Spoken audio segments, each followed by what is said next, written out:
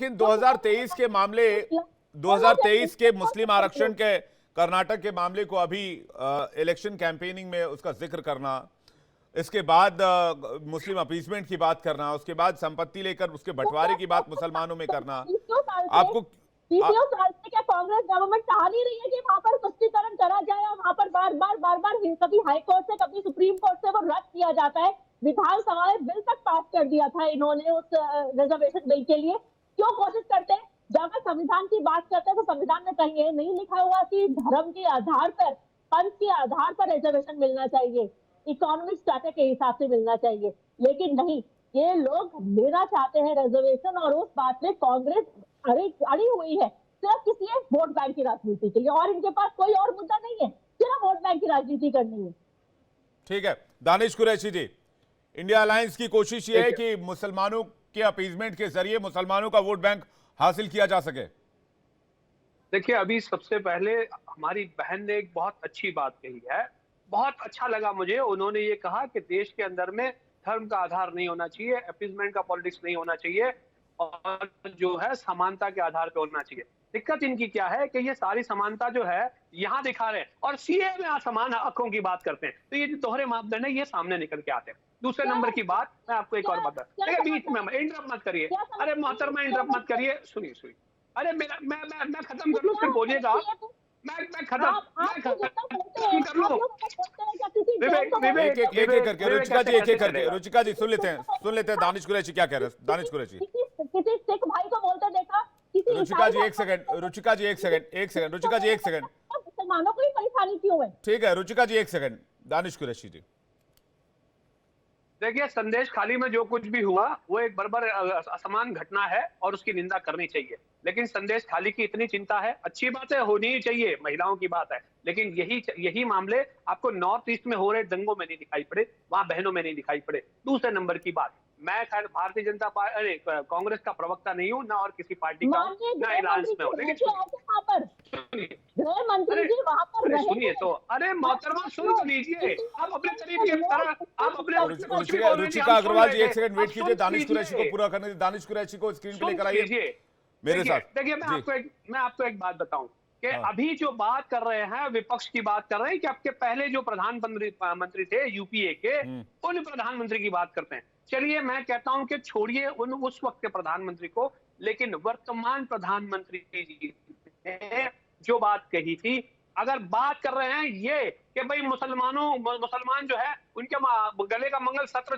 छीन कर मुसलमानों को दे दिया जाएगा, तो मुझे ये बताइए कि 15 लाख रुपए देने की बात आपके पहले के प्रधानमंत्री ने नहीं कही थी, जो वर्तमान प्रधानमंत्री इन्होंने कही थी। 2 करोड़ रोजगार की बात आपके प्रधानमंत्री ने कही थी, पहले के प्रधानमंत्री ने नहीं कही थी। आपके प्रधानमंत्री ने कही थी कि अब की बार महिलाओं को सुरक्षा और सम्मान दिया जाएगा, अब की बार किसानों को दोहरे इनकम का भरोसा दिलाया। क्या दानिश जी, सुनिए, ये तमाम चीजों का वायदा आपके पहले की सरकारों ने नहीं, वर्तमान सरकार ने किया था। तो ये जो दोहरे मापदंड और बोलने में क्या एमआईएम और कांग्रेस पार्टी मुस्लिम तुष्टीकरण, मुस्लिम अपीजमेंट कर रही है इस बार के चुनाव में, या इससे पहले करती रही है? देखिए विवेक, मैं आपको एक बात बोलूं, इस देश में सबसे बड़ी बदनसीबी जो है वो विपक्ष की। मैं तो विपक्ष से भी सवाल करता हूं, सत्ता पक्ष में भारतीय जनता पार्टी के लोग तो बैठे ही हैं, सत्ता पक्ष में भारतीय जनता पार्टी के लोगों से उनसे पूछ लीजिए, प्रवक्ता बैठी हैं कि इनके पास अगर 20 नाम हो मुसलमानों के, जो मेन जो बॉडी है उसमें, आप अल्पसंख्यक छोड़ दीजिएगा, मेन बॉडी में कितने लोग हैं, 20 लोग अगर हैं तो नाम जान लीजिए। दूसरे नंबर पे, अरे सुनिए, दूसरे नंबर पे मुझे एक बात का दूसरे नंबर पे मुझे एक बात का ये बात जब बता दीजिए कि देश में मुसलमानों की परिस्थिति, मुसलमानों की परिस्थिति। दानिश कुरैशी को स्क्रीन पर लाइए प्लीज। दानिश कुरैशी और मैं बात कर रहे हैं, लाइए दानिश कुरैशी जी को। विवेक, मैं ये पूछ रहा हूं कि सन 47 से लेके आज तक मुसलमानों को कौन सी दौलत मिल गई? क्या सियासी दौलत मिल गई? क्या सामाजिक दौलत मिल गई? कुछ भी नहीं मिला। उसके बावजूद भी सुबह से लेकर शाम तक भारतीय जनता पार्टी और उसकी भगिनी संस्थाएं, इवन विपक्ष की भी है, कांग्रेस की भी बात की जाए तो कांग्रेस का रोल भी बाकी नहीं है इसमें। ये देखना पड़ेगा आपको। राहुल गांधी का एक बहुत, दानिश कुरैशी जी एक और सवाल मैं आपसे ले रहा हूं। राहुल गांधी का एक बहुत मशहूर बयान है और हर जगह वो कहते हैं इस बयान को, वो कहते हैं जिसकी जितनी भागीदारी उसकी उतनी हिस्सेदारी। तो क्या ये अपीजमेंट नहीं है? अगर इस देश में 80% हिंदुओं की आबादी है तो 80% उनके फॉर्मूले के हिसाब से तमाम संसाधनों पर तो पहला हक हिंदुओं का होना चाहिए, जो बात वो कर रहे हैं। देखिए मैं आपको एक बात बताऊं, अगर क्या आप सपोर्ट कर रहे हैं? मैं बताऊं, देखिए 20% आबादी की अगर आप बात करते हैं तो 550 एमएलए के अंदर में करीब 100 एमपी होने चाहिए। तो क्या पार्लियामेंट में है?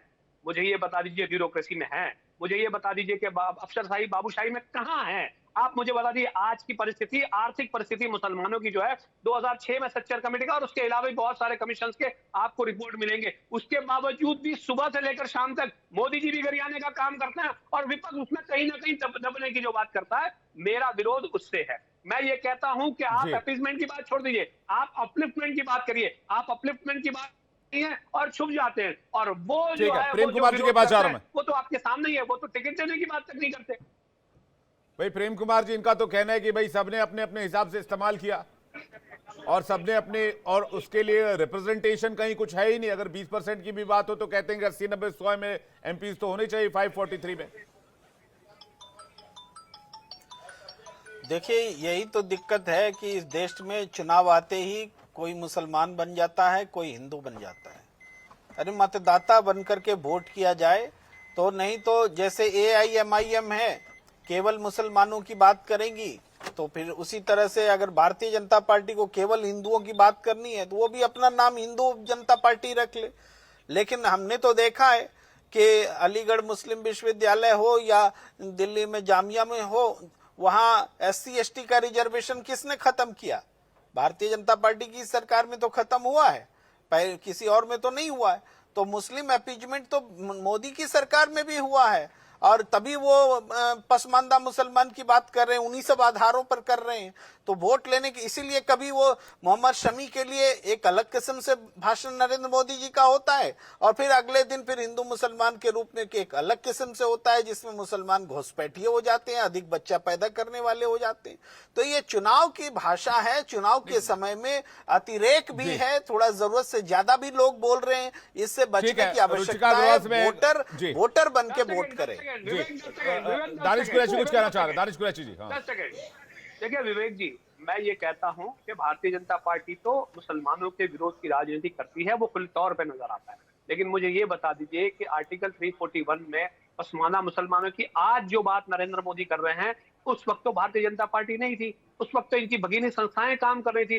मुसलमानों को उस रिजर्वेशन में से हटाने का काम कौन सी सरकार ने किया, ये बताइए।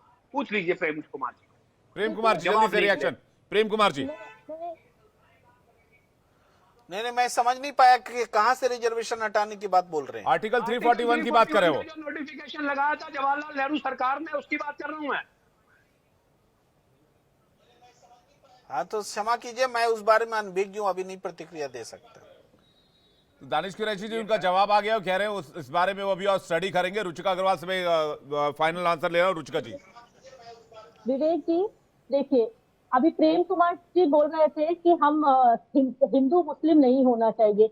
ये वो लोग बोल रहे हैं जो जाति जनगणना कराना चाहते हैं, सिर्फ हिंदू मुस्लिम में नहीं, जातियों में भी बांटना चाहते हैं। ये बात ये लोग बोल रहे हैं।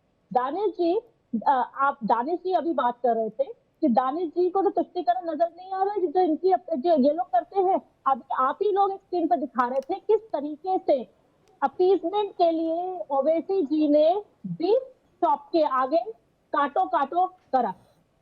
क्या वो चाहिए अपीजमेंट नहीं था?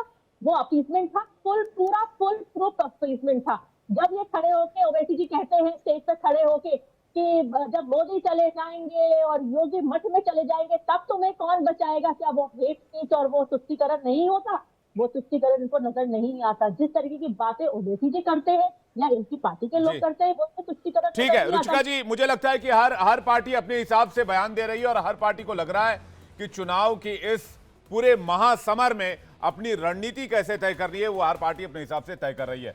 सबका हिसाब होगा। फिलहाल इतना ही। सभी मेहमानों का बहुत बहुत शुक्रिया हमारे साथ जुड़ने के लिए, और दर्शकों का भी बहुत बहुत धन्यवाद। एक ब्रेक का वक्त है, फौरन लौट रहे हैं।